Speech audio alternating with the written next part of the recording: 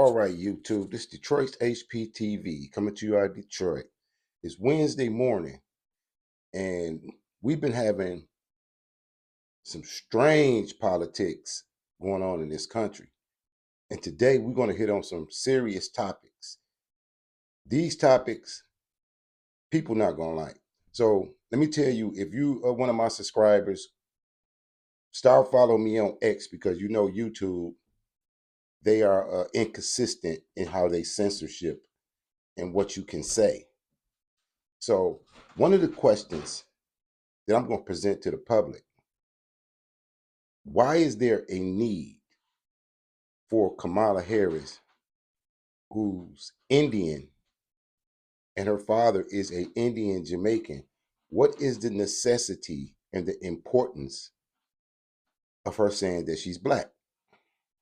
Well, she's Indian, and her birth certificate says Caucasian. Now, she calls herself sometimes a woman of color, which is a fairly new term because I don't think people are crayons, but I see something very nefarious and sinister that reeks of Black Lives Matter. Y'all remember Black Lives Matter? They have hijacked black people. The Democratic Party and the Democratic plantation have mobilized black people to vote and go against their own interests based on gender politics and colorism.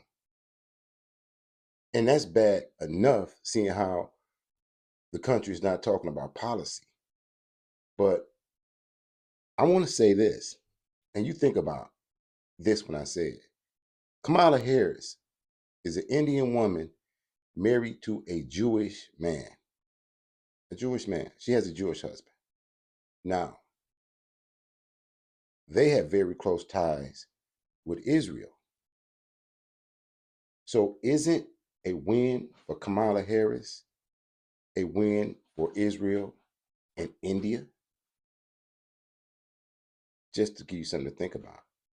Because what's going on in the Middle East, I'm sure her husband has ways that he feel.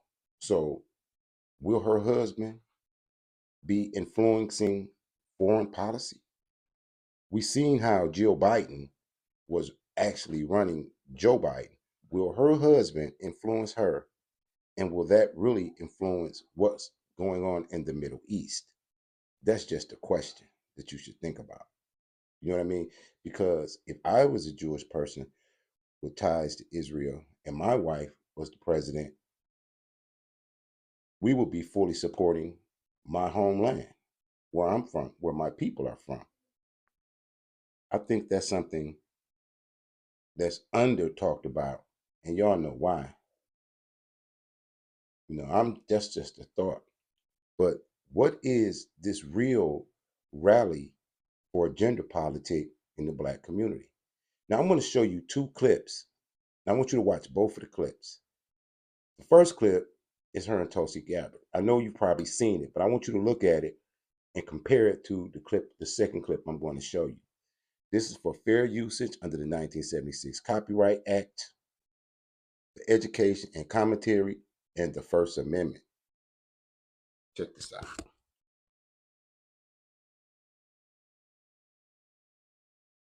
I want to bring the conversation back to the broken criminal justice system that is disproportionately negatively impacting Black and brown people all across this country today. Senator Harris says she's proud of her record as a prosecutor and that she'll be a prosecutor president, but I'm deeply concerned about this record.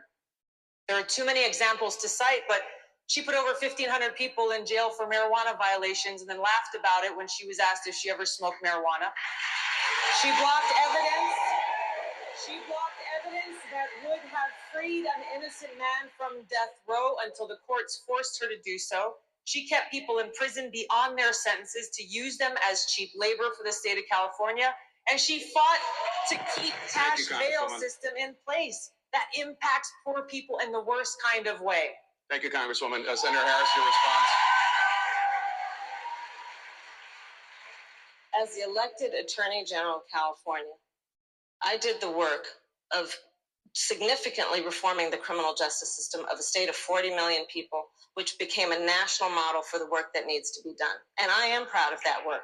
And I am proud of making a decision to not just give fancy speeches or be in a legislative body and give speeches on the floor, but actually doing the work of being in the position to use the power that I had to reform a system that is badly in need of reform.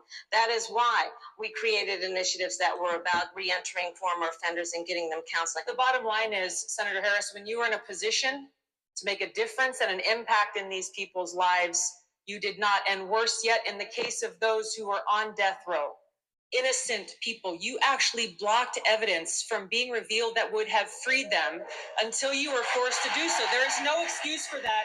And the people who suffered under your reign as prosecutor, you owe them an apology.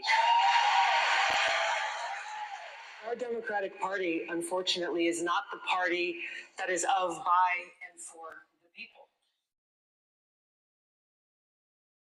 I just want you to see how she couldn't even deny her record as a prosecutor.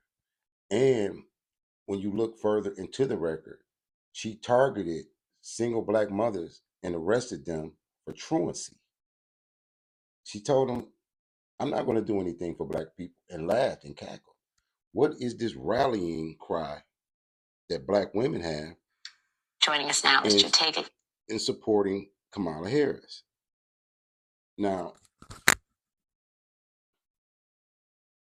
you know, if you criticize it, they'll try to say you're misogynistic, you hate women. If you're white man, they say you're racist. But with her record and her history, what does that look like with her running the country? I mean, could you imagine her interaction with Putin, Korea, the Middle East?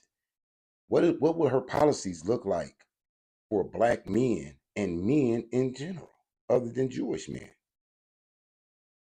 These are things to talk about. You have Roland Martin and a bunch of shields who are close to the Democratic Party, and they receive their financing from the Democratic Party.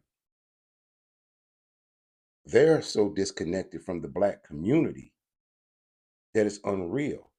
And on a whole nother note, I was reading the book of Revelations last night, and I was reading the part about the whore of Babylon and why Babylon the Great has to fall and what proceeds is falling. You should look and read the book of Revelations, because why are these women intent on usurping power from men?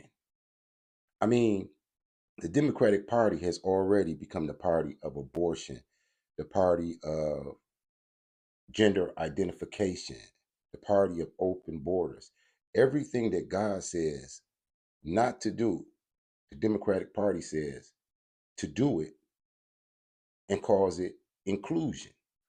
They want, no matter how perverse or debaucherous your behavior, there is a place for it in this inclusiveness.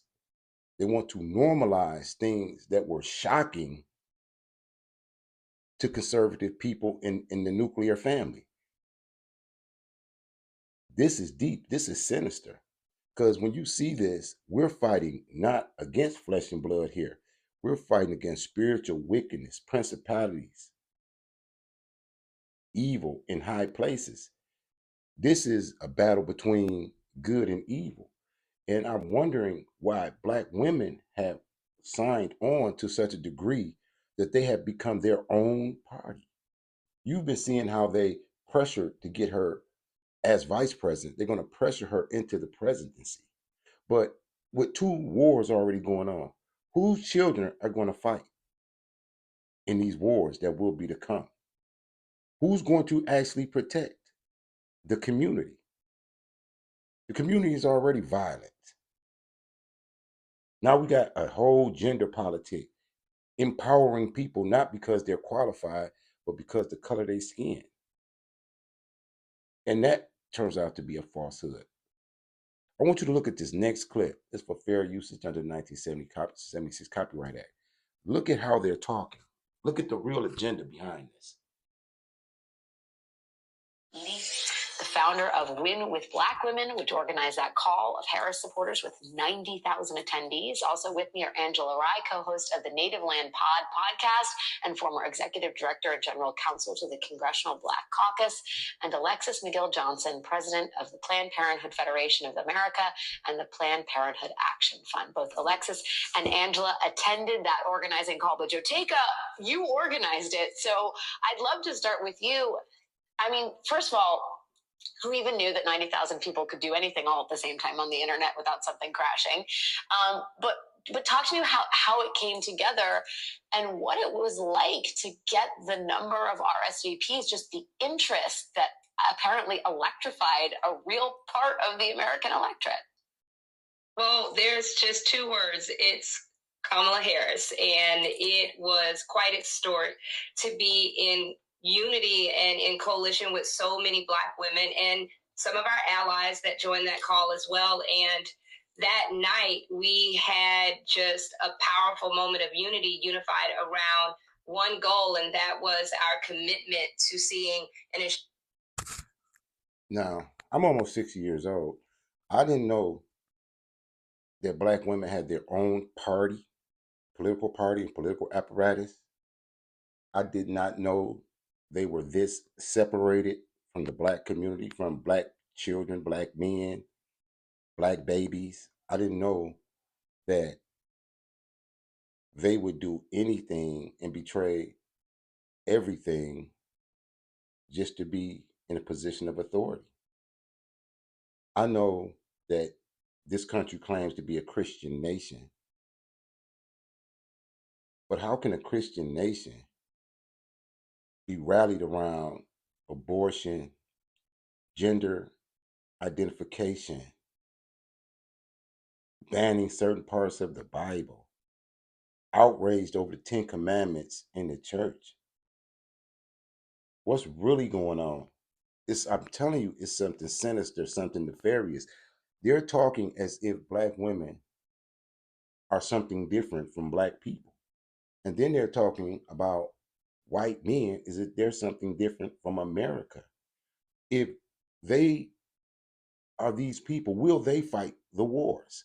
Will they protect the community? What will they do other than just be bossy, just be with the Black girl magic? And I mean, this is a world that is in chaos.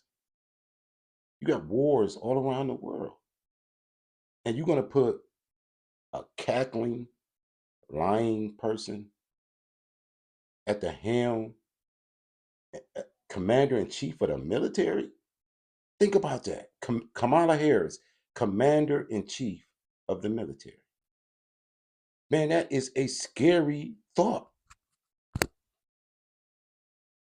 That Vice President Kamala Harris is the next president of the United States. And it was great to be there with both Alexis and Angela, who have been a part of the Win with Black Women collective for the last 4 years. So we have been meeting on most Sunday nights for the last 4 years. We came together 4 years ago around our collective outrage. Wow. No wonder I didn't know. They had been meeting in secret for over 4 years. Do you think that how they came out, because you've seen how the Black woman was talking, that they would destroy the Democratic Party if they didn't make Kamala Harris their nominee? And now you're seeing that this collective, AKAs and the sorority sisters, have been meeting in secret, planning and plotting. Who is the biggest threat to democracy now? The way they push Joe Biden out, and now you got a candidate that nobody voted for, but Black women and some simps and shields have rallied behind this agenda to usurp power from men. American men who will have to fight the wars to come. It will be men fighting the wars to come. And you have a commander in chief who has running her campaign on Miss Andre, which is the hatred and disrespect of men. And then they talking about implementing a draft. So that means that Kamala Harris will be around here drafting black men and white men into a military to fight wars that will inevitably come. We know that her ties through her husband is going to deeply affect the Middle East. So I don't know like how Ilhan Omar and Talib Rashid, they are Muslim congresswomen. And I think that they have actually sold their people out because they see that what's going on in Gaza is not getting any airplay now. And if you look at Twitter and the pictures just coming in on Twitter, the attacks have intensified. So it's already started. Let's listen to some more. Against the racism and sexism that we were seeing in the narrative as it related to Vice President Kamala Harris when she was being discussed as a nominee for vice president on the 2020 presidential ticket. And we kept those meetings going. And on Sunday night, we had a standing call because Black women had been organizing. Beautiful letter that Melanie Campbell penned where Black women were speaking very boldly about our support of the Biden-Harris ticket. And when we got the news, we knew that our agenda was going to shift a bit. And we knew that we were going to have increased interest in the call. But my goodness, the fire that was lit, and we had 44,000, I believe, on the actual Zoom, and another 50,000 Black women that were in Clubhouse and on other Zooms, because we all knew that in that moment, one, we wanted to be united. Two, we wanted to be in sisterhood with each other. And three, we knew we had to get to work. And that was what that call was about. It was about celebrating this historic moment, but it was just as much about getting to work. And that's why you saw the $1.5 million raised, led by Star Jones, and you saw 10,000 women sign up to organize, and this is just caught on, and we're seeing Black men, the powerful call that they had last night, and other allies are following suit and organizing calls because we are all just excited. I want you to really look at the language. Now, I actually watched a little of Roland Martin. Roland Martin was so excited because they have paid him. He's gotten the money that he's been begging for the last several months from the Democratic Party to push their company line through his so-called Black Star Network. So he was excited, and they passed the money around. See, the Democratic money has hit the ground, and the shields are on full-blown mode. But look how they're saying they have allies. I mean, this is subversive almost, to have secret organizations meeting behind closed doors to orchestrate a takeover, pushing Joe Biden out the way just to install a woman, they say a woman of color.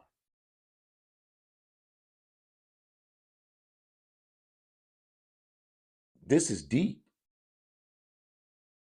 It's nefarious. And then, most of the people that are supporting this are from the LGBTQ community, allegedly. And women, single mothers, disgruntled against their children's father or baby daddy, however you choose to refer to them. This is a hostile takeover of manhood and leadership. And it will prove to be the undoing of the Constitution and the country. Do you think Kamala Harris' husband is not going to be running the country? Why do you think he's so quiet? Why do you think she doesn't use his last name? Why you think that the very fact of who he is and what he believes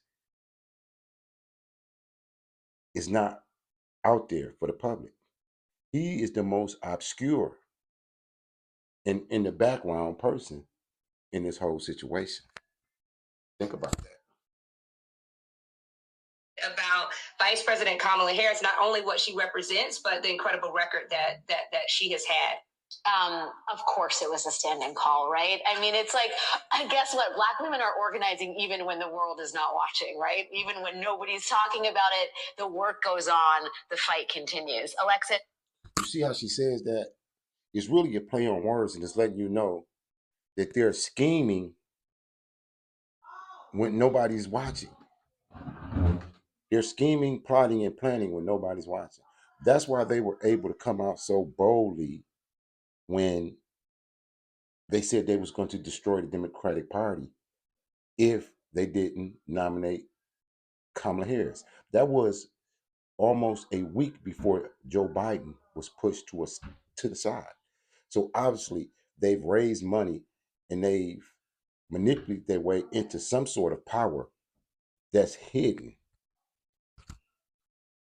I take to heart what Joteka is saying about it wasn't just celebration; it was also marching orders. It sounds like there was kind of, there's a strategy behind all of this, which is not just about protecting Kamala Harris, but also going on the offense in terms of what Donald Trump and his allies may try to do to her in the coming months. Can you talk a little bit about that? Yeah, absolutely. Look, first of all, we've been clear. Listen to the language. They keep saying allies. Think about how they were demonizing Trump, calling him a Nazi, calling him Hitler, and now they have formed an alliance. This country has never been this divided since it was back in the 1800s.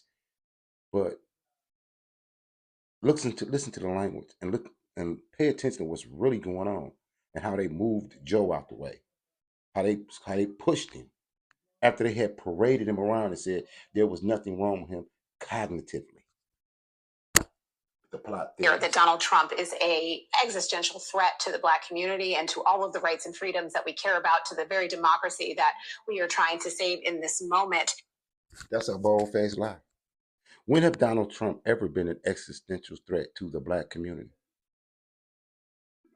He didn't do the crime bills. He didn't do the drug laws. He didn't call us super predators. He didn't say that we create racial jungles. That was all Joe Biden. He was the existential threat to the Black community. They have twisted and turned things around so secretly and manipulatively that it's unreal. And listen to the language. She's coming out and saying that they're rallying Black women and their allies is some Black men because Donald Trump is an existential threat, as if we can't see through this.